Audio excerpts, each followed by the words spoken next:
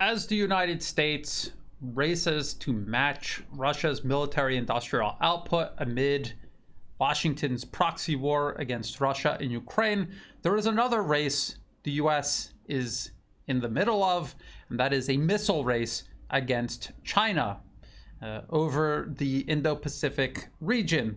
And I wrote an article here for New Eastern Outlook titled US Missiles Made for and Aimed at China.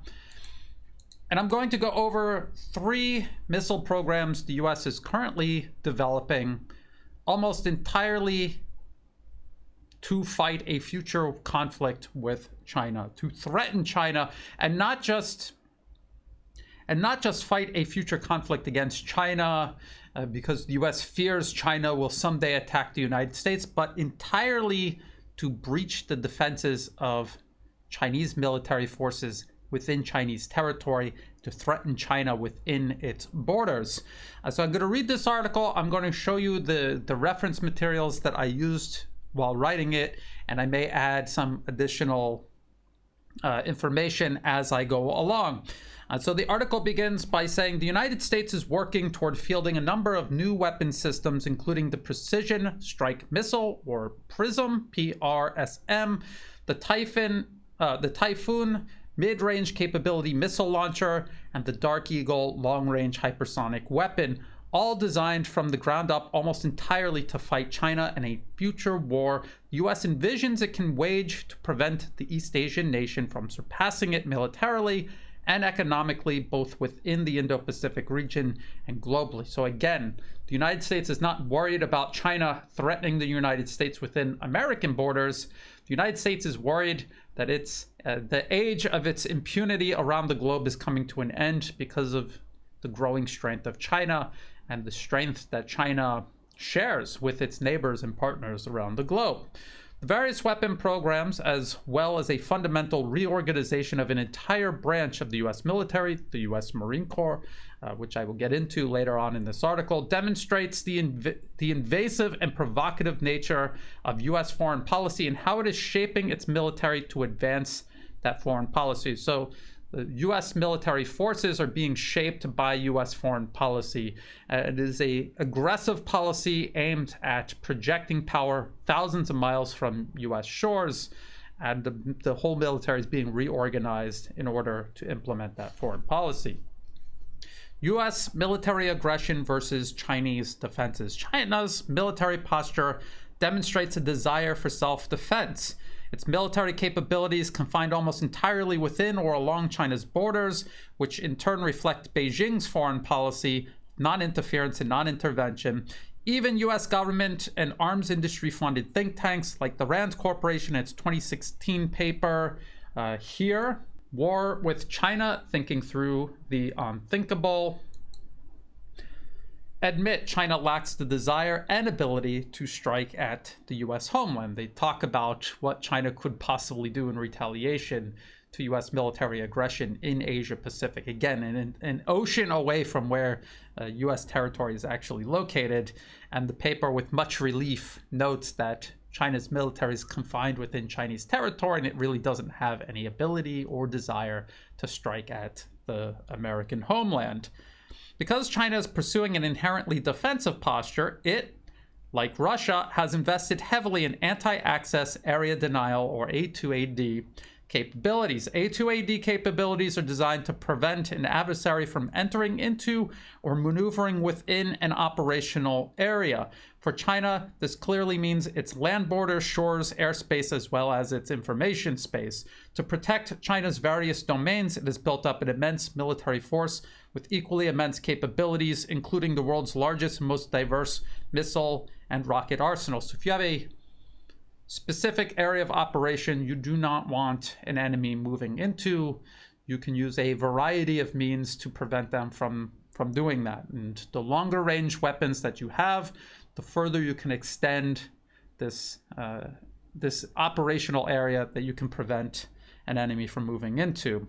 So China has significant territory and shorelines that it seeks to protect. It wants to keep a potential adversary, and more specifically the United States, as far away from its shores as possible. That is why it has developed this significant missile and rocket arsenal.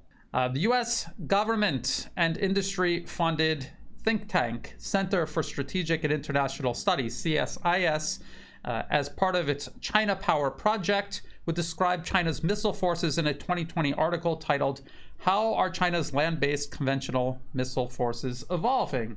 And that is this right here. The links to all of this will be in the video description below. And this talks about all of China's missile and rocket programs, their capabilities, inventory that they may or may not have of them, where the forces are located. Again, look at the People Liberation Army Rocket Force. Where are they located? Only in China. This is a far cry from a map of America's military presence, which is all around the globe, not simply confined within the US. This is, compare and contrast China and the United States. When we're talking about who is a danger to global peace and stability, whose military is within their own borders and whose military is everywhere except within their borders.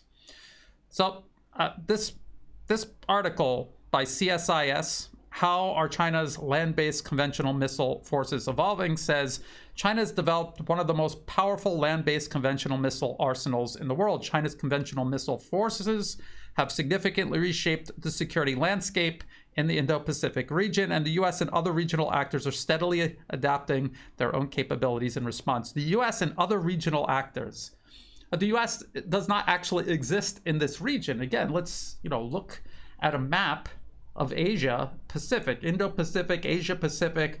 The US is nowhere near, anywhere near Indo or Asian Pacific region. And yet it considers itself a player in that region. So again, you can see who's creating the problem here and why China is interested in keeping the United States as far away from its borders and shores as possible. It also explains for decades the PLA, the People's Liberation Army, primarily sought to improve its missile capabilities to better ensure its ability to launch retaliatory nuclear strikes. So no first strike, a retaliatory strike when attacked by nuclear weapons. While deterring nuclear attacks remains a top priority, China's leaders have attached growing importance to the role of conventional land-based missile capabilities for both deterrence and warfighting. Deterrence. In other words, China would rather not fight a war with the United States, and they figure if they create a significant enough of a military with significant enough capabilities, the United States would think twice before even attempting to provoke a conflict with China. That is what they hope. And if that fails, well, they have these capabilities to use for war fighting. The article mentions specific acts of US military aggression that prompted China's development of its missiles and rocket forces, including the 1990-1991 Gulf War and the 1995-1996 Taiwan Strait crisis. Again, the United States military provoking conflict thousands of miles away from its own shores and borders.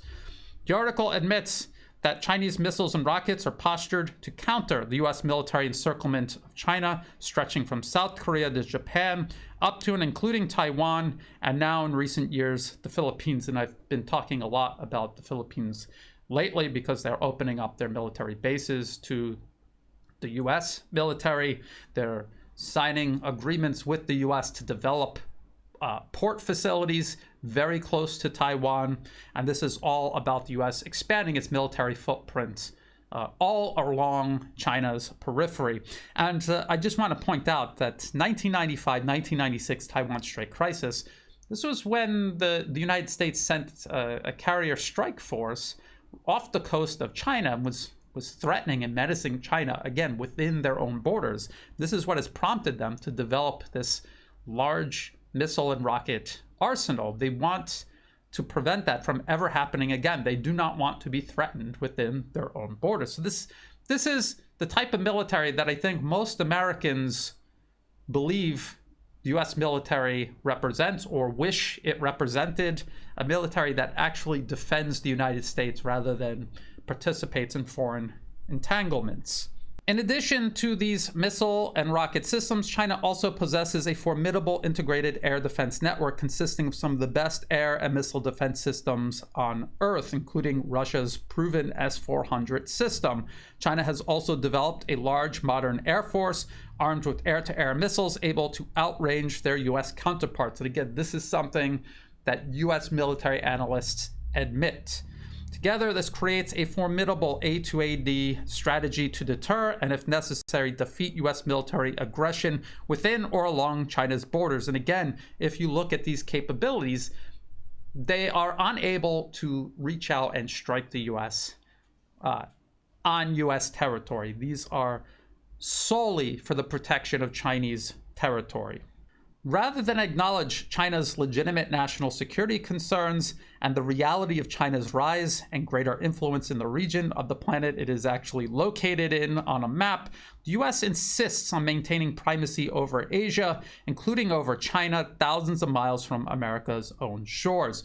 Because China's missiles, rockets, air and missile defense systems, and its increasingly capable air force, the US needs weapons and military forces capable of penetrating into and maneuvering within operational areas protected by Chinese A2AD capabilities, meaning territory and waters along China's coast and even within Chinese borders. Enter the precision strike missile, Typhon, and Dark Eagle.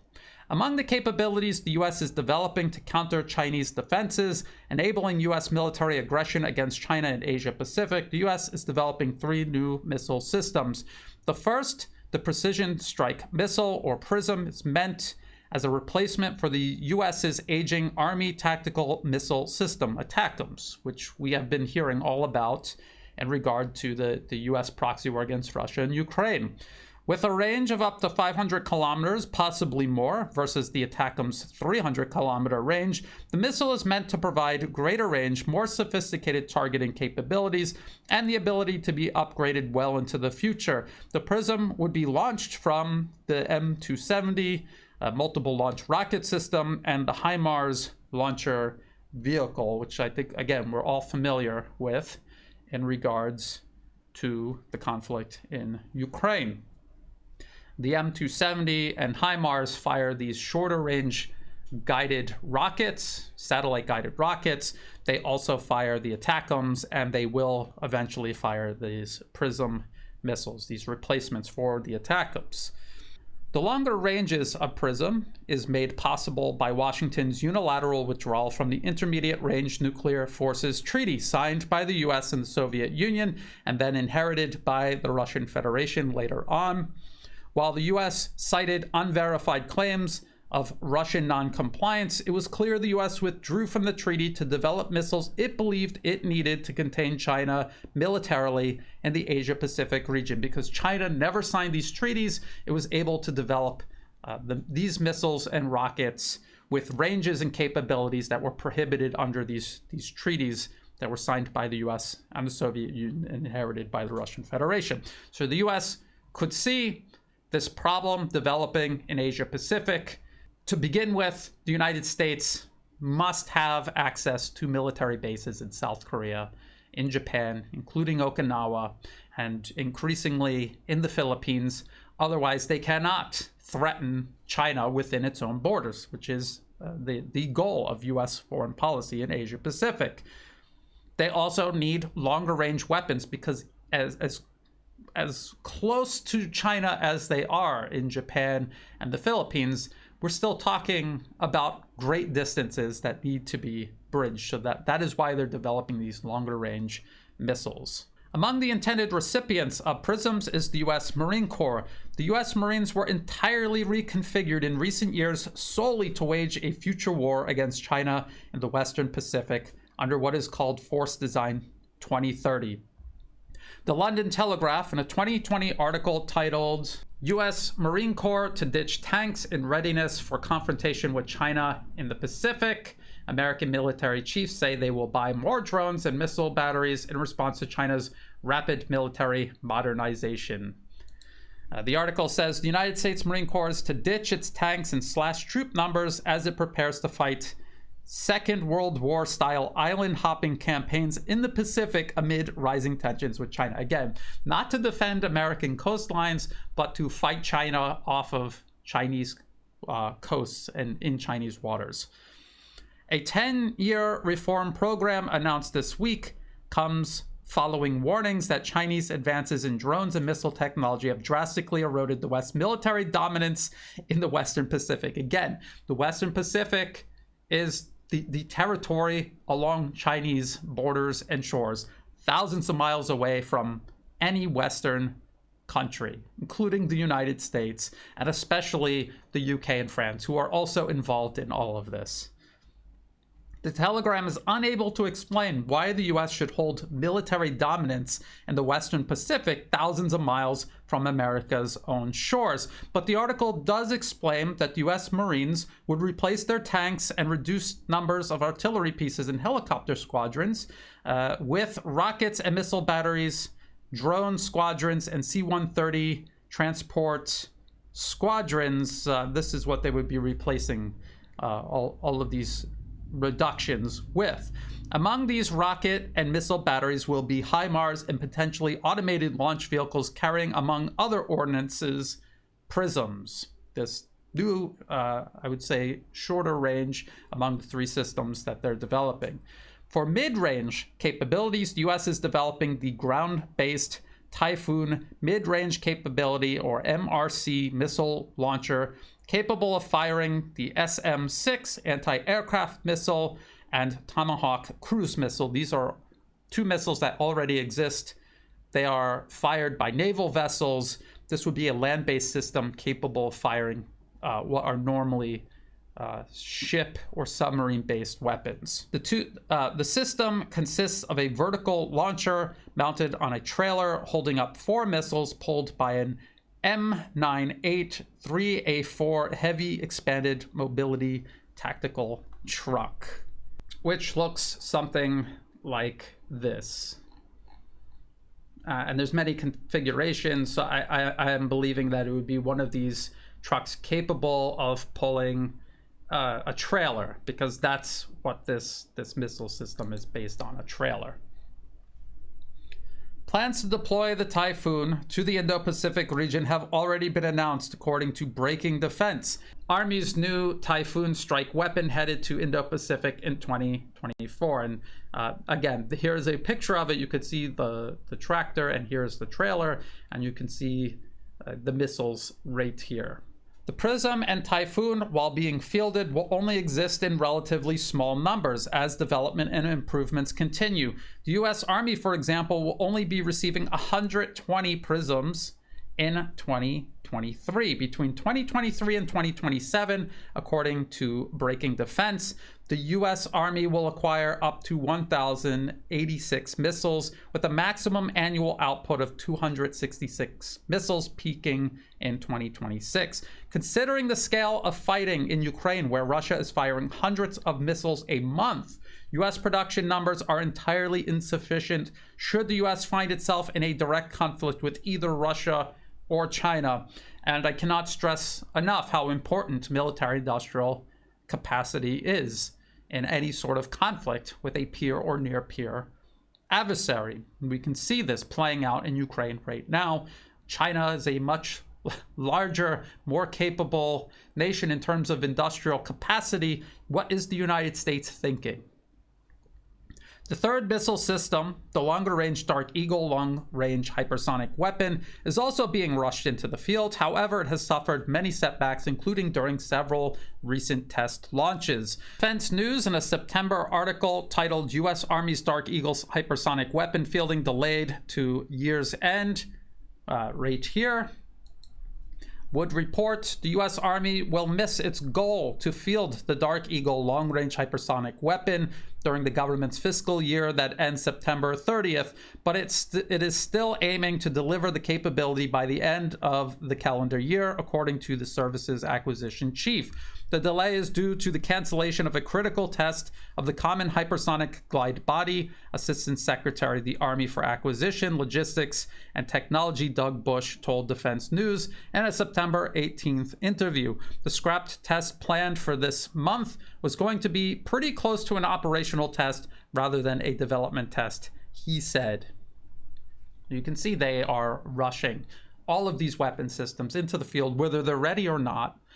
They are rushing. Why are they rushing? And I've talked about this many times, this closing window of opportunity the US believes it has to wage a war with China sooner rather than later, because later they fear China will irreversibly surpass them. I will talk about that more in just a moment.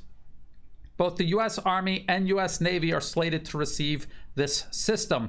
The U.S. Army's version, like the Typhon, consists of a missile launcher attached to a trailer, but containing only 2 missiles rather than 4. The U.S. Navy version is designed to be launched from surface vessels and submarines. The longer-range missiles release an unpowered hypersonic glide vehicle that operates in the upper atmosphere at speeds exceeding Mach 5. It is designed not only to move at great speeds over longer ranges, over 2,875 kilometers, but also assume an erratic flight path, making detection and interception more difficult. Magic missiles versus very real industrial limits. So we're going to take a look at what the US wishes it could do versus the realities that confine these unfettered desires. Washington's fast-paced reorganization of the U.S. Marines and the rushed development of these missile systems stem from a growing understanding that both Russia and China are developing formidable military capabilities, not to threaten or attack the United States itself, but instead making it increasingly difficult for the U.S. to coerce, contain, or subordinate Russia, China, or their growing list of allies and partners around the world. China's rapid rise economically and militarily creates a closing window of opportunity for the United States to exploit its perceived existing military advantages over China in a conflict now rather than later, after China irreversibly surpasses the US by all conceivable metrics. It could be argued that this window of opportunity has already closed, and no amount of reorganization or rushed missile development can make up for the United States' fundamentally weak industrial base and the fact that it seeks to wage war against a nuclear-armed superpower across an entire ocean and do so off that targeted nation's own coasts. Considering the role military-industrial production has played in the conflict in Ukraine and the weaknesses revealed in this regard across the entirety of the West, one wonders why the US believes it can somehow outproduce and outfight China if it was unable to outproduce and outfight Russia. And again, we're talking about China, which graduates millions more in fields such as engineering, science, technology, and mathematics than the United States. China with a vastly larger overall industrial base and a vastly larger military industrial base. Any conflict the US gets in with China, whatever systems the US develops, China will either match or exceed, not only in terms of quality, but also vastly in terms of quantity. I thought I would share this information about these weapon programs that you hear once in a while in the media, but there's not enough emphasis on it. I mean, these are major weapon programs that the US is developing, and they're developing them almost solely to fight China. And the desperation at which they develop these programs really speaks to just how eager the US is for this conflict sooner rather than later. So again, we have to keep a close eye on this. In the meantime, if you thought this video was useful, please like and share. Think about subscribing to my channel. It's free to do, and it helps the channel grow. Check out the video description below for all of the links that I referenced in this video, as well as for all the other places you can find and follow my work. And in addition to that, there are also ways you can help support my work. I do not monetize my YouTube channel or any of my other social media platforms. If ads pop up, feel free to skip past them. If you do want to help support my work, please do so through Buy Me a Coffee and also Patreon. To everyone who has been helping out, whether it's month to month or through one-time donations, or even if you're just helping share my work with others, that is all greatly appreciated. That is what makes all of this possible. So thank you, and as always, thank you for watching.